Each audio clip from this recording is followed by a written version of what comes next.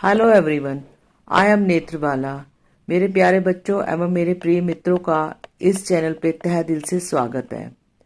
आज मैं जो आपको समझाने जा रही हूँ लेसन, वो है कैश फ्लो स्टेटमेंट। बेटा ये ना लेसन बहुत इंपॉर्टेंट है। 8 मार्क्स का पेपर में इनमें क्वेश्चन आता है, एक 6 का आता है और आपके दो एक एक नंबर के।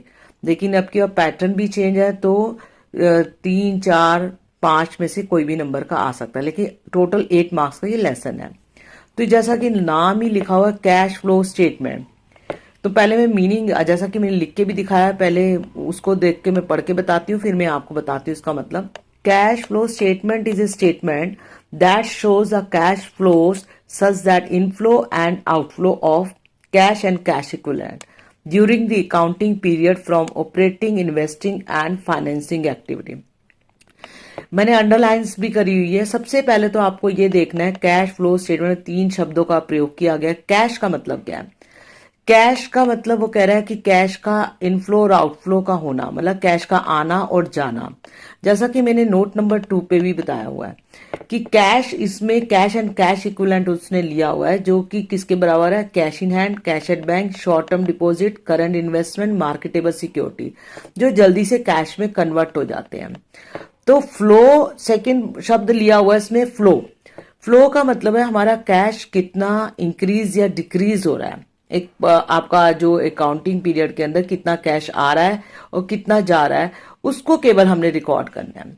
जैसे कि अगर मान लो हमारे पानी का टैंक है, उसमें पानी भरा हुआ है, लेकिन जब उसको टैप को चलाते हैं तो वो उसका जो पानी जैसे गिरता है उसको फ्लो कह रहे हैं। तो वो कहते हैं कि जो फ्लो है ना, इसी को हमने अपने इस कैश फ्लो स्टेटमेंट में रिकॉर्ड करना है। तो वो जैसे फॉर एग्जाम्पल के लिए मान लो आपका जो है मशीनरी पहले 1 लाख थी और अब 1,50,000 हो गई। तो इसका मतलब क्या हुआ? हमारी जो है 50,000 हमारी तरफ से कैश गया, मतलब हमने और मशीनरी खरीद ली है। तो इसका लिए आउटफ्लो हुआ। अब एक और एग्जांपल ले लेते हैं। मान लो आपका जो है पहले मशीनरी की वैल्यू जो थी वो 2 लाख थी और अब जो है 1,50,000 हो गई। तो इसका मतलब हमने मशीनरी बेच दिया, जो डिफरेंस आया 2 लाख एंड 150 में 50,000 का, वो कैश इनफ्लो हो गया। तो इस तरीके से हमने कोई भी आइटम को जो इसमें रिकॉर्ड करना है, वो टोटल वैल्यू नहीं लिखनी कि कितने पहले थी कितनी अब थी। इसमें 2 साल की हमारे को बैलेंस शीट की फिगर्स दिए होंगे, उनका जो डिफरेंस होगा आपको, वो इनफ्लो और आउटफ्लो को चेक करते हुए ही हमने इस क्वेश्चंस को करना है। तो फ्लो का मतलब है क्या, कितना कैश इंक्रीज और कितना डिक्रीज हो रहा है हमारा। और उसके बाद लिखा है हमने ऑपरेटिंग और इन्वेस्टिंग एंड फाइनेंसिंग एक्टिविटी। ये तीनों एक्टिविटी में हमने अलग अलग से कैलकुलेशंस करनी है। इन्होंने पूरे जो कैश फ्लो स्टेटमेंट को डिवाइड करा है वो 3 एक्टिविटीज में करा है, और तीनों एक्टिविटी से जो भी हम आंसर निकालेंगे लास्ट में वो कैश एंड कैश इक्विवेलेंट के बराबर आना चाहिए। ये इस लेसन के अंदर हमने बताया। कैश फ्लो स्टेटमेंट को प्रिपेयर जो हमने करना है अकाउंटिंग स्टैंडर्ड 3 रिवाइज्ड AS3 के अकॉर्डिंग करना है। ये 1 नंबर का क्वेश्चन भी आपसे पूछा जा सकता है मल्टीपल चॉइस में, या वैसे भी आ सकता है। इस स्टेटमेंट को बनाने के 2 मेथड है वैसे, एक है डायरेक्ट मेथड, दूसरा है इनडायरेक्ट मेथड। डायरेक्ट मेथड हमारे कोर्स में नहीं है, इनडायरेक्ट मेथड लेकिन हमारे कोर्स में है। मैंने कुछ इंपॉर्टेंट नोट्स लिखे हुए हैं जो आपको ध्यान में रखना है, लेकिन मैं इस क्वेश्चन को पहले फॉर्मेट को समझाना चाहूंगी कि जैसा मैंने बना के भी दिखाया हुआ है। हम सबसे पहले ये देखेंगे, सबसे लास्ट में देखो फॉर्मेट में ये जो है इनडायरेक्ट मेथड का ही फॉर्मेट लिखा हुआ है, जो आप देखो कैश एंड कैश इक्विवेलेंट। सबसे पहले हम लास्ट से स्टार्ट इसमें कर रहे हैं, जो आपको समझाना चाहूंगी मैं। मान लो आपको बैलेंस शीट में 2 साल के कैश दिया हुआ है। मान लो प्रीवियस ईयर में 1 लाख था और अब करंट ईयर में 1,50,000 था। तो आपका इंक्रीज कितना हुआ? कैश 50,000। तो कहने का मतलब है आपने कैश और cash equivalent 50,000 increase, net increase करके शो कर देना। लास्ट से मैं चल रही हूँ, और इसका मतलब जितनी भी तीनों एक्टिविटीज हैं, चाहे किसी का प्लस में आए चाहे माइनस में आए, लेकिन लास्ट में आपका 50,000 इंक्रीज में ही आंसर आना चाहिए। अगर आपका 50,000 आंसर आ रहा है, इन आपके पास इनफ्लो आ रहा है, तो उसके लिए आप क्वेश्चन ठीक कर रहे हो, नहीं तो इसके लिए कहीं ना कहीं आप गलती भी कर रहे हो। दूसरी बात, मान लो आपका कैश पहले जो था 1,50,000 था, 1 लाख हो गया, मान लो बैलेंस शीट में दिए हुआ 2 साल का, तो इसका मतलब 50,000 डिक्रीज हो गया। तो जो लास्ट जो आपका लिखा हुआ है वहां पे इंक्रीज की जगह क्या लिखोगे बेटा, नेट डिक्रीज इन कैश और कैश इक्विवेलेंट। जो आपके ऑपरेटिंग, इन्वेस्टिंग और फाइनेंसिंग एक्टिविटी से आंसर आएगा वो आपका नेगेटिव में आएगा। अगर नहीं आ रहा तो इसका मतलब कुछ भी गलत हो सकता है। अब हम चलते हैं, हम कोई भी बिजनेस स्टार्ट करते हैं तो आपको पता है बिजनेस स्टार्ट करने के लिए हम कुछ परचेज और सेल भी करते हैं। जब हम खरीदते हैं या बेचते हैं तो खरीदना बेचना जो भी कर रहे हैं उसके लिए हमें जो है किसकी जरूरत होती है, जो परचेज सेल है ये ऑपरेटिंग एक्टिविटी में हमारी आइटम्स आते हैं। अब उसको खरीदने के लिए हमें क्या चाहिए होता है, बिल्डिंग मशीनरी ये सब चाहिए होता है।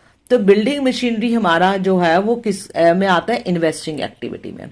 लेकिन मशीनरी बिल्डिंग को खरीदने के लिए हमें पैसे चाहिए होंगे, कैश चाहिए होगा, तो वो कहां से आता है, फाइनेंसिंग एक्टिविटी से। तो इस तरीके से मैंने आपको बताया कि हमारी जो फाइनेंसिंग एक्टिविटी, जहां सी लिखा है देखो बेटा, तो इसका मतलब है फाइनेंसिंग एक्टिविटी से सबसे पहले देखो पहले पैसा आ रहा होगा हमारे पास, मतलब चाहे हम इशू ऑफ शेयर्स करके या डिवेंचर करके हम पैसा ले सकते हैं। इशू ऑफ शेयर्स का मतलब जैसे आपके मान लो पहले इक्विटी शेयर 1 लाख के थे, अब 2 लाख के हो गए, इसका मतलब हमारे पास कितने का पैसा आ गया, 1 लाख और पैसा आ गई, इंक्रीज हो गया, इनफ्लो हो गया। ऐसे हम डिबेंचर्स के रूप में भी पैसा ले सकते हैं। अब ऐसे ही हमारे को रीपेमेंट भी करनी होती है। अगर हमने डिबेंचर्स लिए हैं तो उसको रीपेमेंट भी करनी होगी। मान लो पहले हमारा जो है 3 लाख था, अब हमारा 2 लाख हो गया, तो 1 लाख की रीपेमेंट, डिफरेंस ही मैंने बताया पूरे क्वेश्चन में हमको डिफरेंस ही रिकॉर्ड करने हैं, तो 1 लाख की हम रीपेमेंट उसमें दिखाएंगे। अब आप ये देखो इस पे लिखा इंटरेस्ट आपका लिखा हुआ है कि इंटरेस्ट और लॉन्ग टर्म बोरिंग पेड लिखा हुआ है। इसका मतलब जब जहां अगर हमने लोन लिया है तो इसका इंटरेस्ट भी हम यहीं पे करेंगे, तो इसलिए करके इंटरेस्ट की पेमेंट भी हम इसी फाइनेंसिंग में दिखाएंगे। डिविडेंड है, प्रेफरेंस शेयर्स वगैरह हमने इशू करें, इक्विटी शेयर, तो डिविडेंड भी तो इन्हीं लोगों को मिलेगा, तो डिविडेंड की पेमेंट भी हम इसी के अंदर इनको दिखाएंगे। तो इस तरीके से हमने ये जो फाइनेंसिंग एक्टिविटी को मैंने बताया कि ये हमको कैसे फिल करनी है। इसके अंदर हमारे क्या आती हैं, सारी एक्टिविटी जो है हमारी फाइनेंस से रिलेटेड आती हैं, जो शेयर्स, डिबेंचर्स, लोन वगैरह है वो इसके अंदर हम दिखाते हैं। फिर कैश, अब बी पे आ जाओ, देखो कैश फ्लो फ्रॉम इन्वेस्टिंग का मतलब है इसके अंदर नॉन करंट एसेट्स आते हैं, जिसको फिक्स एसेट्स भी कहते हैं, लैंड, बिल्डिंग, मशीनरी, ये सब है। ये अगर हमारा लैंड की वैल्यू या मान लो आपकी मशीनरी की वैल्यू 1 लाख से 2 लाख हो गई, तो ये इंक्रीज का मतलब हमने खरीद लिया, तो इसको माइनस में लिखना है कि आउटफ्लो हो रहा है। तो आपके जो भी एसेट्स होंगे, जो फिक्स एसेट्स होंगे, वो सारे हमने इसके अंदर दिखाने हैं। और मान लो आपके एसेट्स की वैल्यू पहले जो थी 3 लाख थी और अब जो है हमारी 2 लाख हो गई है, तो 1 लाख हमारा क्या हो गया, सेल होगी। इसको आपको प्लस में दिखाना, मतलब इनफ्लो दिखाना है। अब हम लोग अगर कहीं से किसी से पैसा लेते हैं तो हम देते भी तो हैं। अगर हमने किसी कंपनी में पैसा इन्वेस्ट किया है तो वो इन्वेस्टिंग हो गई, तो उससे जो डिविडेंड मिलेगा वो हम लोग यहाँ पे दिखाएंगे, इन्वेस्टिंग एक्टिविटी में ही दिखाएंगे। जो ऐसे ही ऊपर देखो लिखा भी, और अगर हमारा कोई भी डिविडेंड लिखा है ना देखो, तो इंटरेस्ट या डिविडेंड, जैसे हम कहीं से पैसा उधार लेते हैं तो हम देते भी हैं, अगर हम दे रहे हैं तो इंटरेस्ट हमें मिलेगा, तो इसका मतलब वो हमारी इन्वेस्टिंग एक्टिविटी का पार्ट हो गया। तो इस तरीके से इसका भी हमने कैश फ्लो जो है वो अलग से देखना है। जो भी हमारे नॉन करंट एसेट्स होंगे, फिक्स एसेट्स होंगे, इंक्रीज डिक्रीज करते हुए देखना है। फिर जो भी आंसर आएगा, अगर माइनस में आ रहा है तो बेटा आपने यूज वर्ड यूज करना है, नहीं तो फ्लो वर्ड करना है। अब आ जाओ सबसे पहली एक्टिविटी में, ए में, cash flow from operating activity. इसको निकालने से पहले नेट प्रॉफिट बिफोर इंटरेस्ट और जो आपका जो टैक्स है, बिफोर टैक्स है, उसका नोट नंबर 1 मैंने लिखा, स्टार भी बनाया, देखिए। उसको पहले हमने कैलकुलेट करना है, नेट प्रॉफिट जो भी हमारा होगा, अगर बढ़ रहा है तो नेट प्रॉफिट, नहीं तो नेट लॉस। इसमें ऐड क्या करना है, आपका जनरल रिजर्व, जो आपका 2 साल का बैलेंस दिया होगा उसको आपने लेना है। प्रपोज डिविडेंड का ध्यान रखना है, प्रीवियस ईयर का लेना है आपको, जो आपके लिए जब प्रैक्टिकल कराएंगे तो आपको और अच्छे से बताएंगे। कोई इंटरिम डिविडेंड पेड करा ड्यूरिंग द ईयर वो लेना है, और आपका जो करंट ईयर का जो टैक्स है वो भी आपने इसमें ऐड करना है। और जो भी आंसर आएगा, वर्किंग नोट देख लीजिए, उसमें लेस करना है आपने रिफंड ऑफ टैक्स। जो ये आंसर है वही नेट प्रॉफिट बिफोर टैक्स करके ए में जो सबसे टॉप पे आपने लिखना है, आउटर कॉलम में 2 कॉलम बने वो आउटर में डाल देना।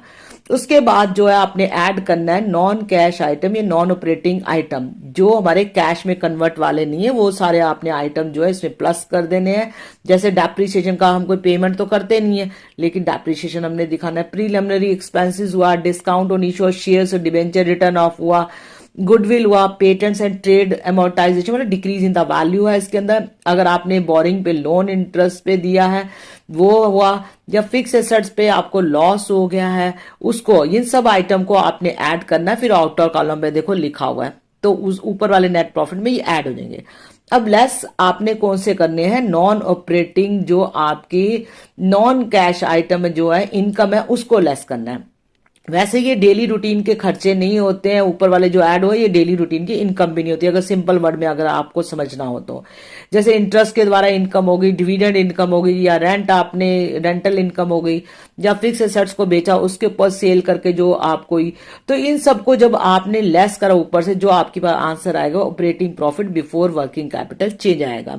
अब इसमें करंट एसेट्स और करंट लायबिलिटी को आप ले लेना है। अगर आपके करंट एसेट जो डिक्रीज हो रहे हैं वो लेने हैं और करंट लायबिलिटी इंक्रीज हो रही है तो वो लेने हैं, लेकिन याद रखना करंट एसेट्स में नोट नंबर 2 में जो लिखा है कैश एंड कैश इक्विवेलेंट, वो वाले आइटम इसमें प्लीज नहीं लेने। Cash in hand, cash at bank, short term deposit, current investment, marketable security को नहीं इंक्लूड करे हुए।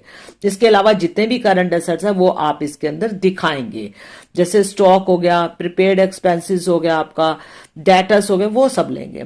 अब इसको ऐड कर देना ऊपर वाले अमाउंट में, फिर लेस करना इंक्रीज इन करंट एसेट्स और डिक्रीज इन करंट लायबिलिटी। अब ये माइनस में आएगा, लेस करके जो भी आंसर आएगा वो आएगा आपका जो कैश जनरेटेड फ्रॉम ऑपरेशन आएगा, लेकिन लास्ट में लेस करना इनकम टैक्स पेड।